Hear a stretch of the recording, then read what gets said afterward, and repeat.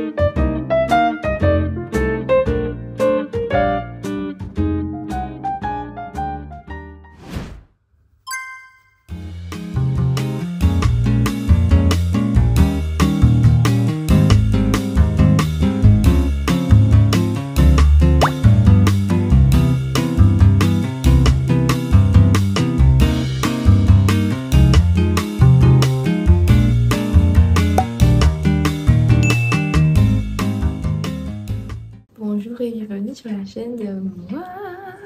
J'espère que vous allez bien. Moi ça va. Et bah, du coup je suis en Martinique, hein. Voilà, ce n'est plus un secret. Du coup aujourd'hui j'ai prévu de faire une petite sortie avec les filles, donc Cristal, Morane, Aurélie et Stéphane, le fameux photographe. Et malheureusement Wade elle n'est pas sur la Martinique, donc bon, on se verra pas, mais c'est pas grave, on finira par se voir. Et puis voilà, je me suis réveillée à quelle heure? Il était peut-être 9 h. Ma maman, elle est en train de faire sa prière. Et du coup, je pensais à manger tout à l'heure. Moi, pour le petit déjeuner, j'ai juste pris ça. Une nectarine et 2 prunes. Je mange pas trop ces jours-ci, donc je pense que ça va me suffire. Et ce matin, j'ai bu un peu d'eau et j'ai bu également mon eau citronnée parce qu'en fait, j'ai besoin de mon eau citronnée, sinon ça ne fonctionne pas. Et voilà, je vous ai pas dit. Mais du coup, il y a un verset ce matin que j'ai lu. J'ai étudié ce verset-là. C'est dans Jean, chapitre 6, verset 35, qui nous dit « Je suis le pain de vie. Celui qui vient à moi n'aura jamais faim et celui qui croit en moi n'aura jamais soif. » Et en fait, j'aime beaucoup ce verset. Je voulais le partager avec mon frère d'ailleurs. Bon, je ne l'ai pas encore filmé. Ça ne saurait tarder. Je vais le harceler par message. Mais j'aime beaucoup ce verset. Pourquoi? Parce que beaucoup d'entre nous, en fait, on est vide. On a besoin de combler un vide par tout et n'importe quoi. Et en fait, ce verset-là te dit vraiment que Jésus est le pain de la vie en fait. Et ça me fait penser aussi au verset de Deutéronome 8.3 qui nous dit que l'homme ne se nourrira pas seulement de pain, mais de la parole de Dieu. Vous voyez ce que je veux dire? Donc, et en sachant que Jésus, c'est la parole qui s'est fait chair, parce que Jean 1, verset combien qui dit ça? Je ne sais pas qu'est-ce qu'il écrit là. C'est Jean, verset 1, chapitre 14, qui nous dit que la parole s'est faite chair. Et en sachant que Jésus, c'est le pain de vie. Donc, clairement, je pense que c'est clair. Si l'homme ne peut pas s'en nourrir seulement de pain, mais de la parole de Dieu, et que la parole de Dieu s'est fait chair en Jésus-Christ, donc c'est-à-dire qu'il faut consommer Jésus.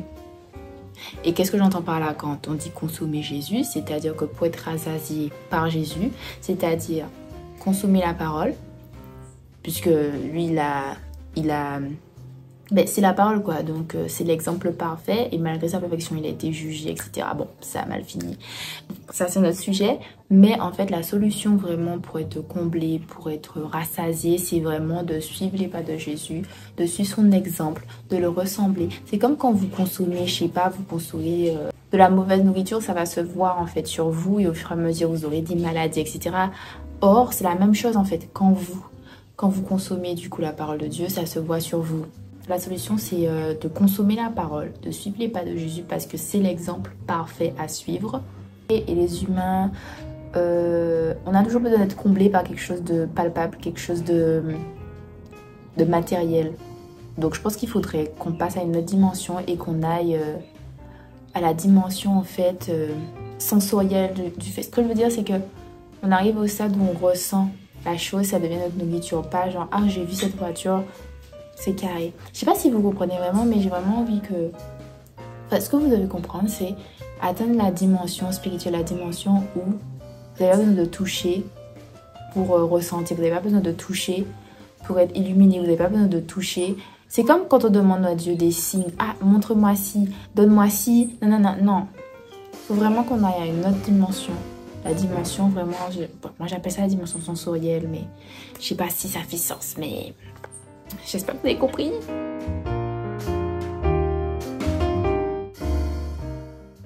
Maman, on est en train de repasser son permis. Et encore. Ah, non mais franchement, faut l'avoir dans les routes de la Martinique. On s'est déjà fait engueuler une fois, on s'est déjà fait combien de klaxons parce que... Ah, mais pas pour dire que ça engueuler. Non, on s'est déjà fait klaxonner. On s'est déjà fait klaxonner. Elle s'arrête au milieu du rond-point. Par contre, il y avait un monsieur qui nous stressait derrière parce que c'est une voiture de location, on ne connaît pas ici. Je pense que tu peux avancer. Hein? Je pense que tu peux avancer. Et en plus, c'est une voiture manuelle. Non mais franchement, c'est trop drôle. Là, on va à Leader Price faire des petites courses. Donc vraiment, oui, c'était... Oh, souhait de manuel là. Tu as oublié qu'il y a une voiture manuelle là. Mais à te vaincre. Ouais. Bref, allons chercher les courses. Voilà le bolide. Le bolide Capicanto blanche. Voilà. Pas habitué à ça, hein? La conductrice en question qui repasse son permis. Maman mange droite. Oui, mais ça n'est pas mon style de voiture. Mais t'as quand même géré, maman. Ça va. Oui, je gère, je dois gérer. Je prends mon temps et j'y vais. La prochaine fois, je vais acheter un A pour mettre derrière.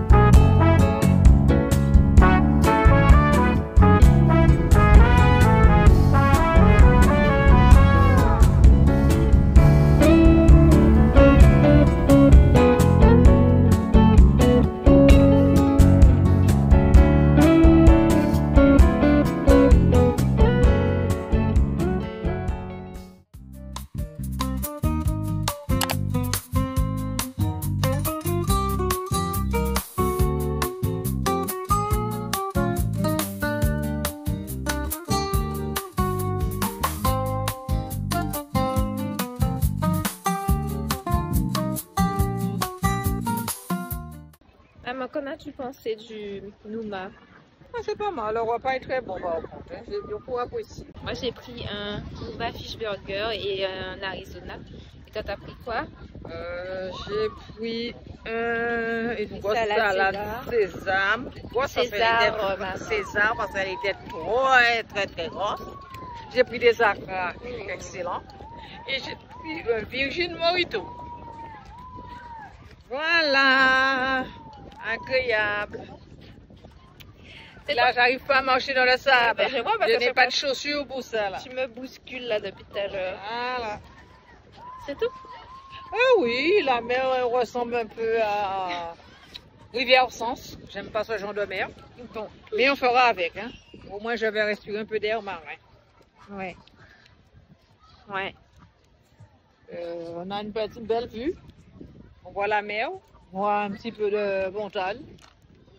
Ouais. Pour un dimanche, c'est bon. Je n'avais pas trop en demander. Si tu as rien à dire, c'est bon, il te forcer à dire quelque chose.